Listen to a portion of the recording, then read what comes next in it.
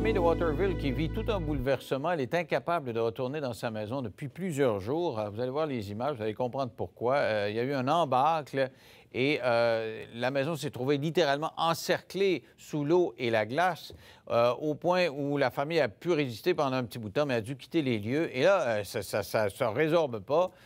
Ils ne sont pas capables de rentrer dans la maison. On va essayer de comprendre ce qui se passe avec le propriétaire, M. Kevin Ryan, qui est dans le studio de Québec, et Yves Tremblay, qui a filmé ces images-là, que vous connaissez parce qu'ils viennent de temps en temps à l'émission. Salut Yves.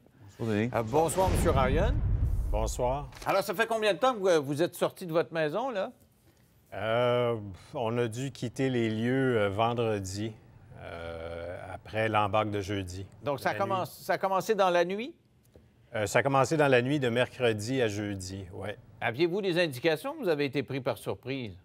La journée de mercredi, on a eu des pluies quand même abondantes, là. On a eu... Bon, il faut toujours faire attention quand on a des pluies, surtout de cette façon-là. On a eu 40 mm dans l'espace de quelques heures. On ne sait jamais. Quand on est dans une plaine inondable, on prévoit toujours pour le pire. Puis, mais cette fois-ci, ça a été assez rapide. D'ailleurs, vous êtes dans un secteur, vous aviez prévu le coup, vous avez juché votre maison quand vous l'avez achetée, vous l'avez remontée pour éviter les inondations. Puis malgré tout, ça ne fonctionne pas, là. Effectivement, ce qui est arrivé au début, quand on a fait l'acquisition de la propriété en 2008, on s'est tout de suite... on savait très bien qu'il fallait relever les bâtiments et on a fait une expertise à ce niveau-là avec un arpenteur qui nous a aidé à retrouver ce qu'on avait comme un peu la limite de 100 ans de la rivière au Saumon, la rivière Meaux qui se jette dans la Saumon tout près de chez nous. Il n'y avait pas de données officielles au niveau de la ville, au niveau de la municipalité. Alors, on a fait cette expertise-là et on a dû même enlever du parement sur la bâtisse pour trouver cette ligne-là. On l'a fait, on a juché la maison à 8 pieds, en fait 6 pieds total au-dessus de la ligne de 100 ans. Et là, on se retrouve avec le niveau qui a atteint le 6 pieds relevé. Alors là, ça veut dire qu'il y a beaucoup d'eau. Si vous voulez, on a une photo de votre maison pendant l'été. Ça va nous donner une idée là, de l'accès des lieux. Alors, regardez bien cette photo-là. Vous voyez que il y a ce chemin là, qui donne à la résidence. On voit la rivière derrière et c'est avec cette route-là que vous vous rendez à la résidence. Et c'est ça qu'on voit. Tout est recouvert d'eau et de glace tout le tour de ça, là. Donc, vous étiez, vous, dans la maison. Vous avez entendu du bruit. Qu'est-ce qui s'est passé là, tout d'un coup? Ça a été, oui, effectivement, du bruit les premières glaces qui ont commencé à descendre. Qui ont heurté la maison? Parce que je voyais à quelque part que ça a défoncé les vitres de votre sous-sol. Bien, c'est arrivé plus tard, alors qu'il y a un deuxième embarque qui a cédé pendant la journée de jeudi, qui a amené des glaces encore plus d'eau et plus de glace sur la propriété. Au début, c'était vraiment, on entendait le ruissellement d'eau sur le terrain, mais c'était pas vraiment encore des glaces qui descendaient, c'était vraiment beaucoup d'eau, mais rien d'absolument époustouflant, là. La maison est juchée, on savait que... Mais vous avez tenu dans la maison, mais à un moment donné, vous avez dit, là, ça marche pas, là, on est prisonnier, il faut sortir. Bien, effectivement, à un certain moment, le niveau a même commencé à descendre.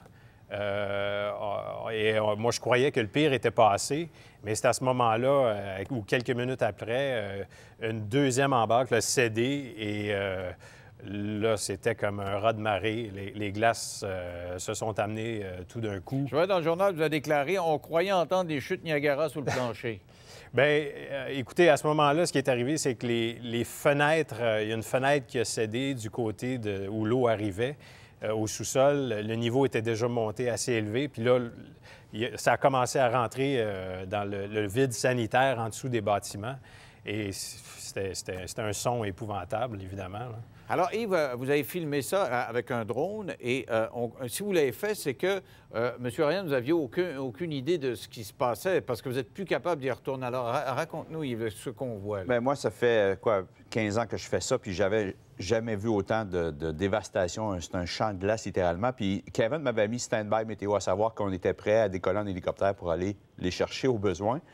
Puis là, ben bon, vu qu'il avait pu sortir à pied, mais aucun véhicule passait, j'ai dit, on va prendre le drone, on va aller au sol, près de la maison, puis on va essayer de montrer l'ampleur. Vraiment, si ça peut être utile, ces images-là, Kevin, pour la sécurité publique, pour montrer à la ville de Waterville, pour aller chercher de l'aide, parce qu'il y a besoin d'aide pour retourner chez eux.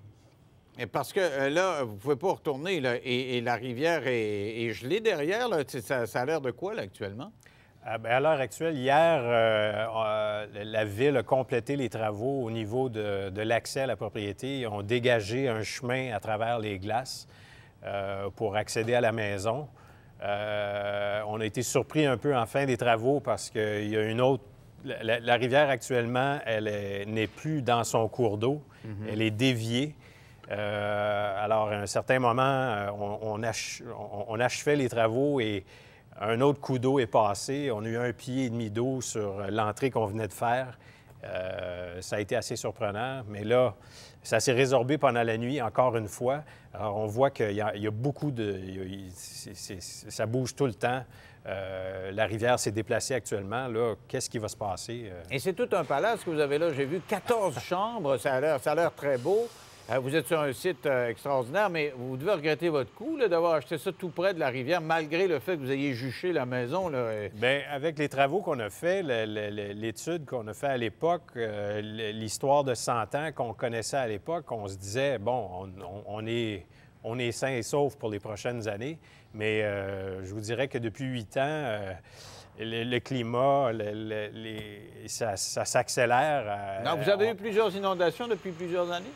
Bien, je vous dirais que ça arrive, mais de cette façon-ci, jamais. Pensez-vous que c'est lié au changement climatique? Vous me faites le lien, là, non? Bien, écoutez, le mois de février, c'est notre 3e déjà. Là. On a eu la première semaine de février, on a eu la 2e ou 3e, puis là, c'est la fin février, une 3e fois.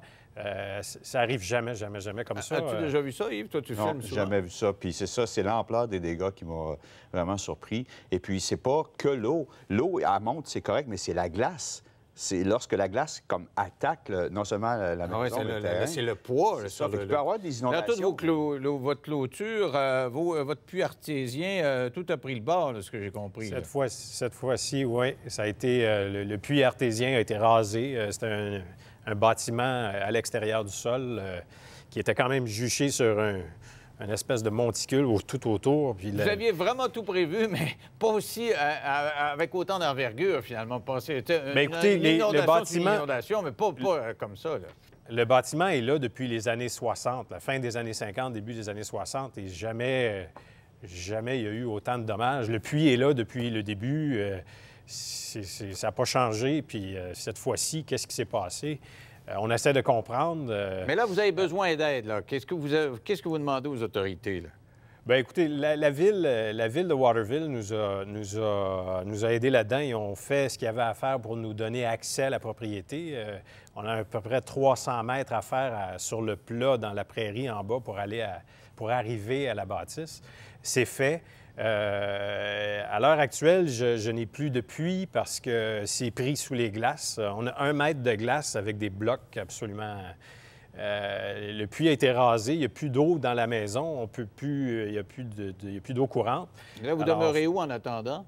Bien là, on est chez de la famille, on est un peu...